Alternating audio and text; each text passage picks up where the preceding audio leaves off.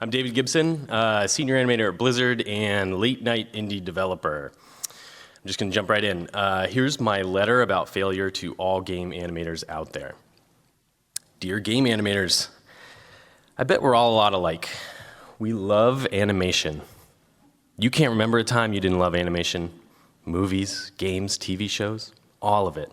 The characters, how they move, the stories they tell, the connections they make, problems they solve, journeys they take.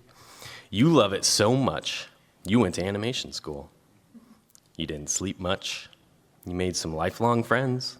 You owe a lot of money. You tried to master the concept of weight and force. You did make a ball bounce, and maybe you saw one of these old things. You bought all the books, studying each page, agonizing over how the masters did it, wishing you could have been the 10th old man, dreaming about how it will feel that day you get to call yourself an animator, when you get to see your characters move and come to life. You bought all the toys. You bought them all because you love these characters. The stories and memories these characters have shared with you inspire you to create your own. You're not sure why you keep buying ugly Funko toys, but your desk is covered in them. You're here at GDC because you love games. Maybe you've even taken more animation classes just for game animation. You love how the interactive medium of games opens a whole new world for animation. And you love the characters that you get to animate. And of course, you followed all the cool animators on Twitter.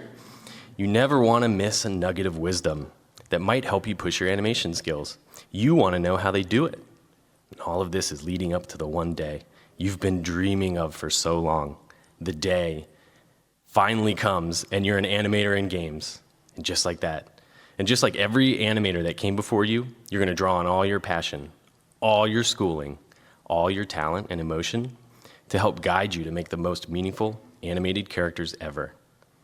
You'll always think about the 12 principles, pushing your poses, experimenting with timing, trying to sneak in smear frames, hoping that all your hard work will help create the next iconic game character, digging deep to understand your characters so you can bring them to life and then kill them.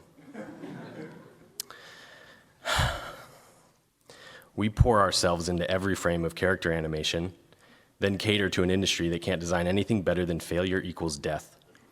Make sure you track your arcs while you animate your character being stabbed through the neck with a spear, fracturing their skull, being strangled, headshot, touching a Goomba, being crushed, stabbed, drowning, a spear through the torso, ragdoll, how about a sky hook to the face, this thing, head punched off, chainsaw, goblin attack, head stomp, more chainsaws, knee to the head, glowing portal to hell, LASIK gone wrong, spine ripped apart, impaled on a giant spike, jaw ripped off, throat slashed with a part of your own body.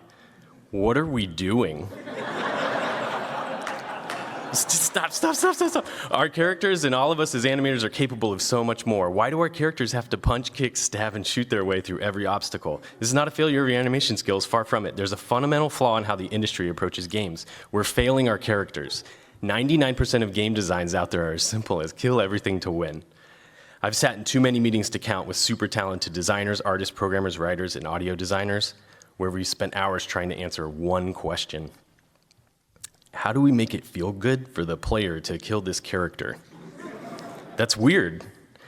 Just to be clear, I am not against mature content or violence in games. I mean, if you guys want me to stop right now, we'll go play some PUBG. I totally will. But as animators, we're capable of creating so much more. Now, you might be thinking, but Dave, what can we do? I believe my character is capable of so much more too. Killing stuff and being killed by stuff is boring to animate. Every game is the same rehashed first-person shooter or 2D side-scrolling beat-em-up. So I say, the best way to start is to challenge the game design.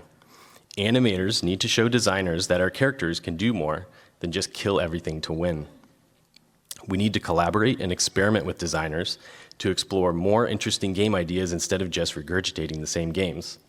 How about we let the characters lead the design? It's time for animators to be more involved in the ground-level game design discussions, so we can help drive more meaningful design decisions that revolve around the characters we're tasked with bringing to life. And since most likely no one will just listen to you, you must show, don't tell. Show the industry what animation can do. Go make your own game and show them. The industry won't realize that there's more to games than kill everything to win. until they see it. And animators, we're expert communicators, so we must be the ones to show them. That's what I'm doing with Line. I'm going to show that characters can influence meaningful game design, creating wonderful character-driven experiences. So please, go make your own game. Challenge yourself in the industry to think outside the box. Let's stop failing our characters. Thank you.